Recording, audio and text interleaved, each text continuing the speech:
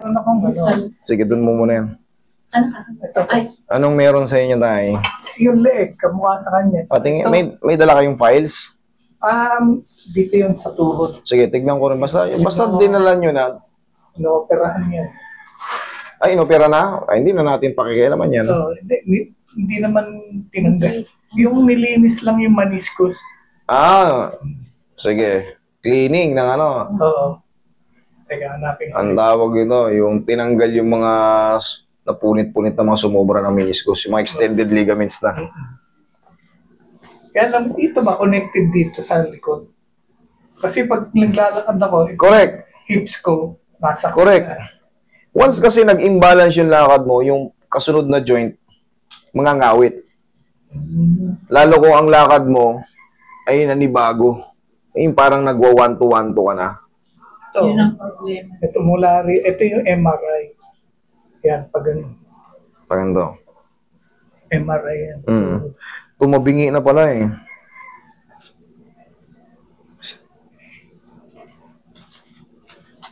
Oh. Yan. Ayun, dad, oh. Wala na yung sa lateral mo. Tapos, napudpud na. Hindi pa na-operahan niya. Hindi yun na ito kailangan ipa-opera. Tanggalin na lang natin yung pain, pero ito hindi na mababago to, yung nakadikit na buto na yan. Dapat kasi yan, tingnan nyo sa kabila, tingnan nyo sa kabila, magkahiwalay. O kahit hindi ko nakunin yung kaparehas eh. Dapat talaga yan nakahiwalay. Ayan o. Tignan nyo nakahiwalay. Tignan mo yung isa. Dikit dun. Ano? Nagkadikit. Ito sa kaliwa. Ngayon, ang mangyayari dyan, siyempre, tatanggapin nyo to sa every walk nyo, kukuskus yan, magkikreate ng friction. Ang pinaka-the best yan, habang umiidad tayo, mag-aano kayo ng ano, Okay. para mas mabilis, para hindi mas mabilis mapudpud. Kasi mapupudpud talaga yan. O, para ididiin nyo yung ano ron. Para manatili kayong standing. Kasi katagalan yan, bibigay talaga yan. Kasi rumurupok na tayo. Pag dumating ang senior citizen age natin, yung mga pyesa natin, alam nyo na yan. Siyempre, tumatanda rin yan. Yan ang naging diferensya, itong kaliwa mo tayo. Wala na. Unti-unti ng ano yan. Siyempre, every walking, every panik sa hagdan, nakakayas yan, yung mayroong tawag dyan, yung tinatawag na eroding cartilage. Yan, magkakaroon ng exposed bone katagalan. Yan ang nai-scratch. Yan, exposed bone, eroding cartilage, yan yung mga tawag dyan. Siyempre, nagkaroon na kayo ng degenerative sa meniscus. Kinayas na eh. Nawala na yan eh. Kinayas na eh. Magkakaroon ng changes yun. Ngayon, dito naman sa ibang parts, ano to tayo? Yan yung report tungkol dito sa Okay, impression. Complex tear of the medial meniscus. Meniscal. Posterior horn, root junction. There's mild medial meniscal. Body extrusion with intrasubstance degeneration.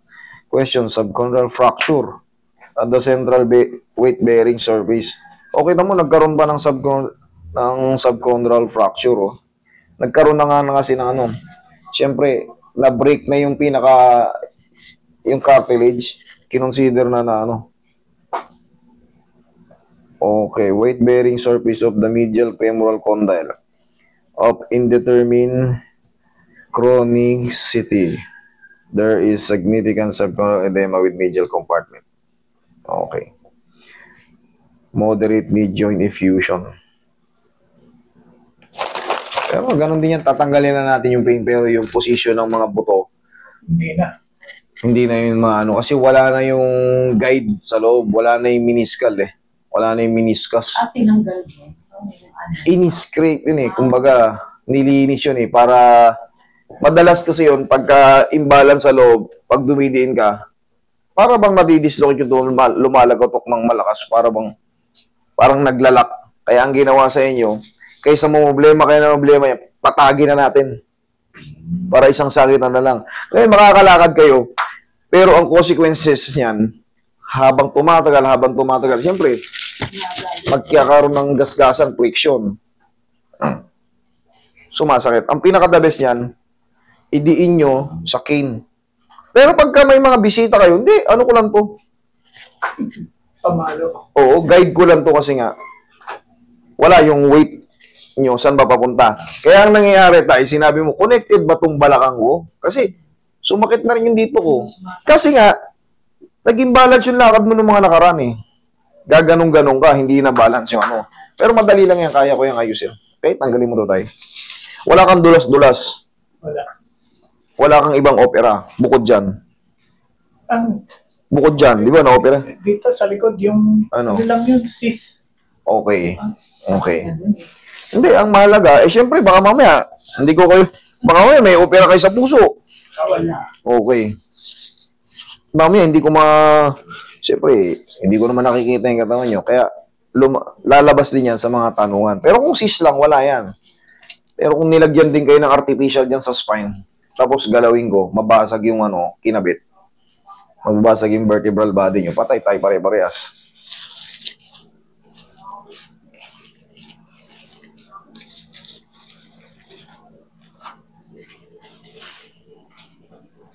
Relax lang.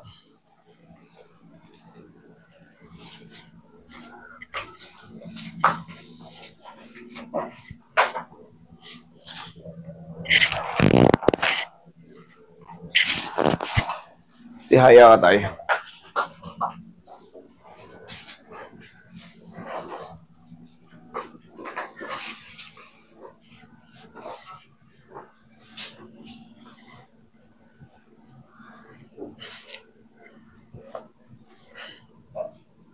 Ito, humigpit na to. Ito ba yung may Medyo humigpit na to. Konti na lang. Pero ito, ayun pansin mo, ang lakas ng laro. Yan ang tama. Kasi ito, pag humigpit na itong mo, yung parang hindi na ma-move, hihirapin kang umakyat sa hagdan at baba. Itong tinatawag nating patella. Yan. Pero gumagalaw pa naman. Ayan gumagalaw pa naman. Hindi lang kagaya nito na malakas. Dapat yan, titignan nyo yung mga tuhod nyo. Pag yan, nakastack up na, ayaw na mag-move. Punong-puno na ng yan, na tinatawag nating mga bone opacities o yung mga spar. Yung, sapul kagad. Okay na. Tingin mahiwagang baw. Naramdaman niyo yun? Umusog. Ganun lang naman ang target natin yan. Tatandaan nyo, pag in-adjust yung tuhod nyo, or kahit anong joint nyo, pag lumagutok at sumakit, ibig sabihin mali yung adjustment. Pero pag lumagutok at parang wala lang, may obserbahan nyo mamaya kasi ito yung masakit eh. Ibig sabihin, bumalik lang yun sa tamang posisyon. Pero yun nga, in a few seconds or in a few minutes, master, lalong parang sumakit yung ginalaw mo ibig sabihin, mali yun. Kung saan man kayo mapuntang mga adjustment, dapat ang maramdaman nyo pag in-adjust or lumagutok, parang gumaan na. Yan, kaya humihina yung pain. Tama yun. Pero pag lalong sumasakit, yari na. Mali yun.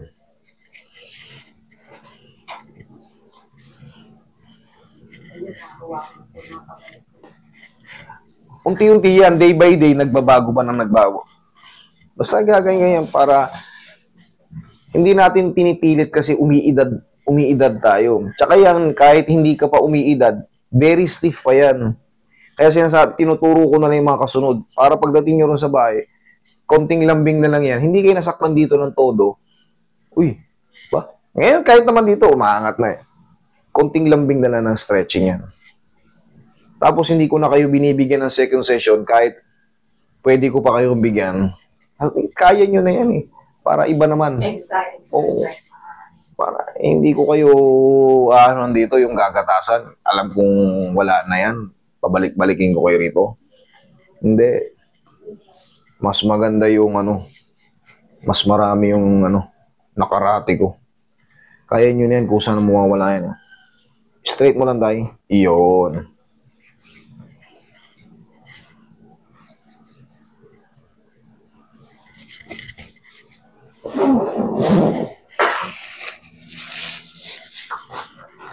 Relax lang. Itong kanan, medyo umaaray-aray na ba? Hindi pa. Okay, wag na. Hatakin ko na lang dito sa ano. One more. Yo. Pagilid ka tayo. Balakang naman ang bibirahin natin. Ito, pambalakang to eh. Relax lang. Huwag mo labanan tayo, ha? Kabilang side.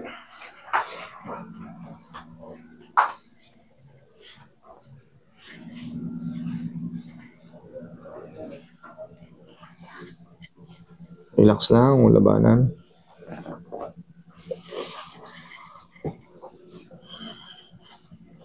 Okay na pa.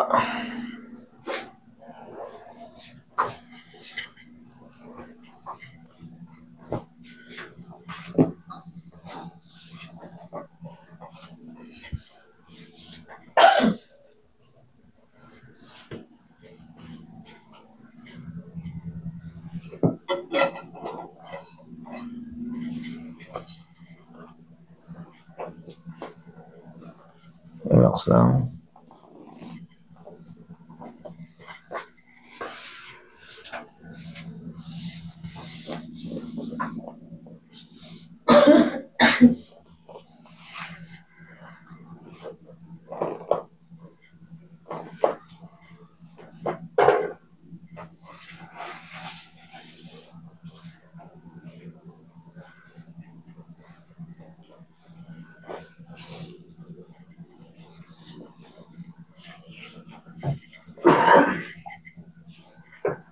Aroy.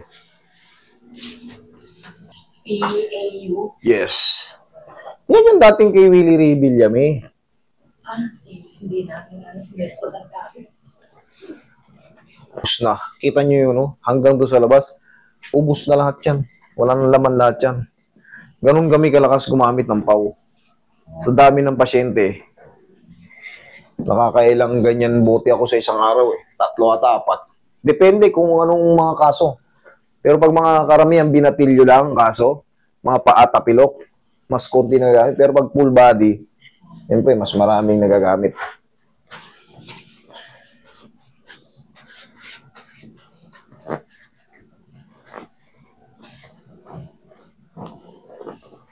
Tayo, tihaya.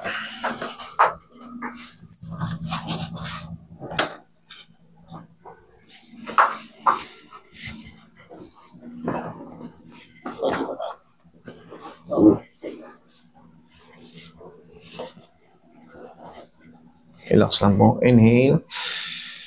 Exhale.